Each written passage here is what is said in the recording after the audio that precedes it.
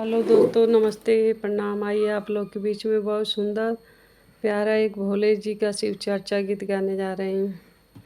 कांवरिया लूटे जाई बजाई भी बाबा नगरी, कांवरिया लूटे जाई बजाई भी बाबा नगरी। बाबा लुटावेले अवध सिन्होरावा, बाबा लुटावेले अवध सिन्होरावा। सिंदूरवा लूटे जाई बजाई भी बाबा नगरी, सिंदूरवा लूटे जाई बजाई भी बाबा नगरी।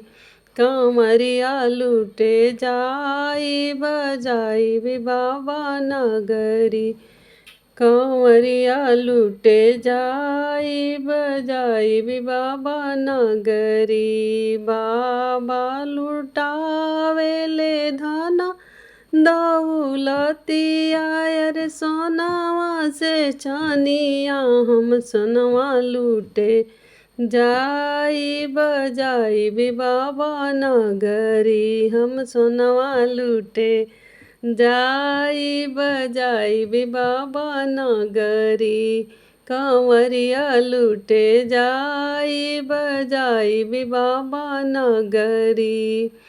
बाबा लुटावेले धियावा से पुतावा, बाबा लुटावेले धियावा से पुतावा।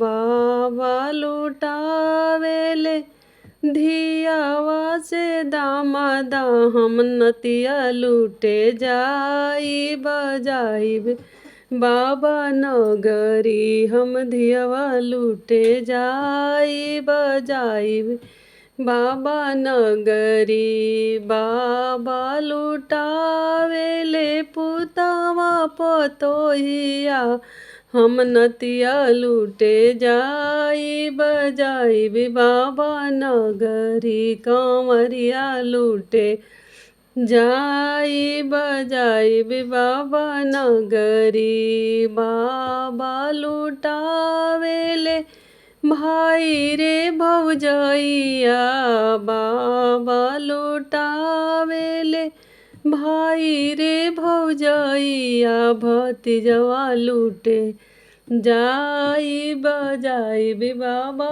नगरी, भतीजवा लूटे जाई बजाई भी बाबा नगरी। कांवरिया लूटे जाई बजाई भी बाबा नगरी।